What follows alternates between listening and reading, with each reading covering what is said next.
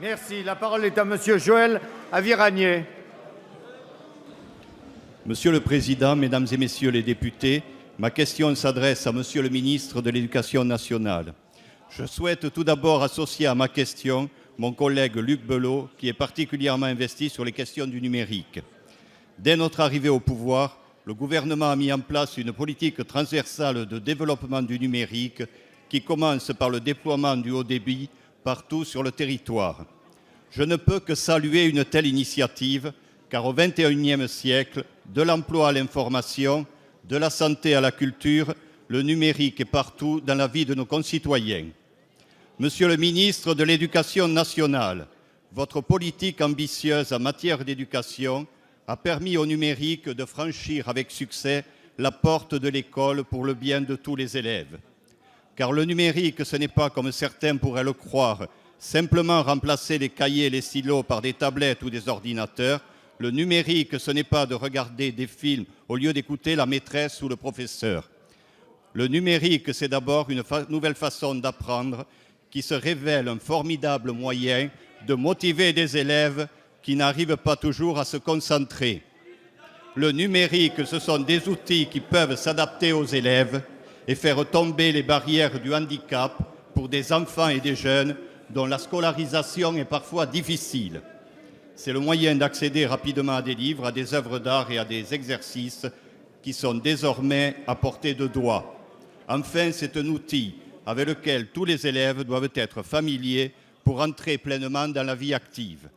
Vous avez annoncé ce week-end votre volonté de faire apprendre dès le primaire le codage informatique aux élèves. Leur donner accès à ces outils, c'est les mettre sur un pied d'égalité. Monsieur le ministre, pouvez-vous nous dire en quoi l'apprentissage du codage au cours du parcours scolaire et dès le primaire est important?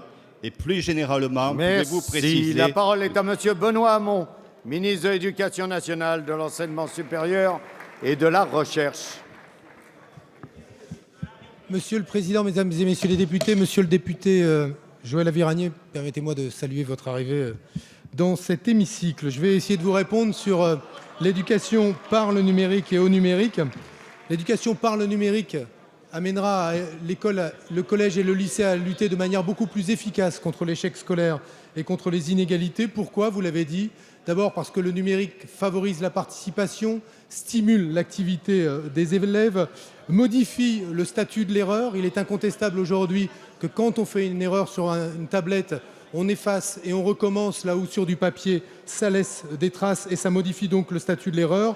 Et en fait, ça permet aussi de compenser bien des handicaps et je salue toutes ces expérimentations qui permettent aujourd'hui à des enfants dyslexiques, dyspraxiques de pouvoir suivre grâce au numérique les mêmes leçons que tous leurs petits camarades.